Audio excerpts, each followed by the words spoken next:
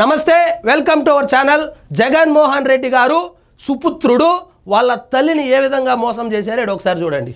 వాస్తవాలను తొక్కిపెట్టిన జగన్, ఆరోపణలన్నీ విజయమ్మ షర్మిల పైనే. కుటుంబ వివాదాల పరిష్కారానికి కార్పొరేట్ లాను ఆశ్రయించారు. పిటిషన్లను కొట్టేయండి.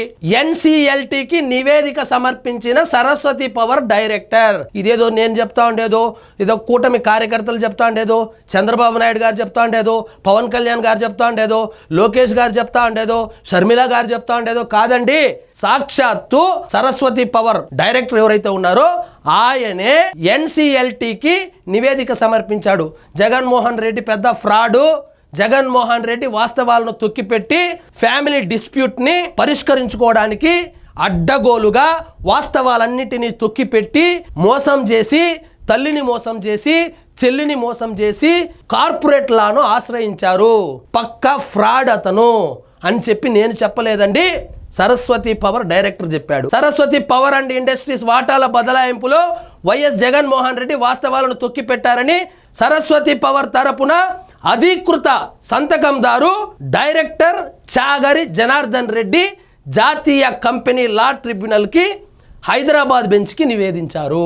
చూడండి, ఫ్యామిలీ డిస్ప్యూట్ ని పెద్దల సమక్షంలో పరిష్కరించుకోకుండా లేదా కోర్టులలో పరిష్కరించుకోకుండా అడ్డగోలుగా వాస్తవాలను తొక్కిపెట్టి కార్పొరేట్ లాను ఆశ్రయించారంట. జగన్మోహన్ రెడ్డి గారికి తెలియనటువంటి లూప్ హోల్సే లేవయ్యా. నాకు తెలిసి ఇండియన్ జ్యుడిషియరీ సిస్టమ్ లో ఉన్నటువంటి లూప్ హోల్స్ మొత్తము జగన్మోహన్ రెడ్డి గారు అవపోసన పట్టేశాడయ్యా.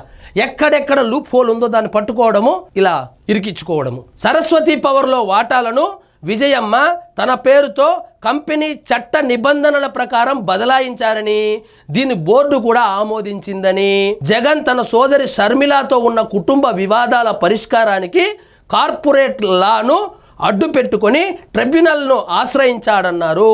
సో షర్మిల మీద పగ తీర్చుకోవడానికి కేవలము సరస్వతి పవర్లో ఉన్నటువంటి వాటాలన్నీ విజయమ్మవే కాబట్టి విజయమ్మ ఎక్కడ మొత్తం షర్మిలకే ఇచ్చేస్తుందోనని భయంతో, షర్మిల మీద ద్వేషంతో, కోపంతో, రాజకీయ కుట్రతో ఫ్యామిలీ డిస్ప్యూట్ అయినటువంటి ఆ వివాదాన్ని కార్పొరేట్ లాను ఆశ్రయించి ఏ విధంగానైనా షర్మిలకు దక్కకుండా చేయాలని మొత్తం విజయమ్మవే షేర్లు అయినప్పటికీ ఆమె మీదే కేసేసి, తల్లి మీద చెల్లి మీద కేసేసినటువంటి దౌర్భాగ్యమైనటువంటి కొడుకు ఎవడైనా ఉన్నాడంటే భారతదేశంలో, దౌర్భాగ్యమైన అన్న ఎవరైనా ఉన్నాడు ఆ భారతదేశంలో అంటే అది ఒక్క జగన్మోహన్ రెడ్డే.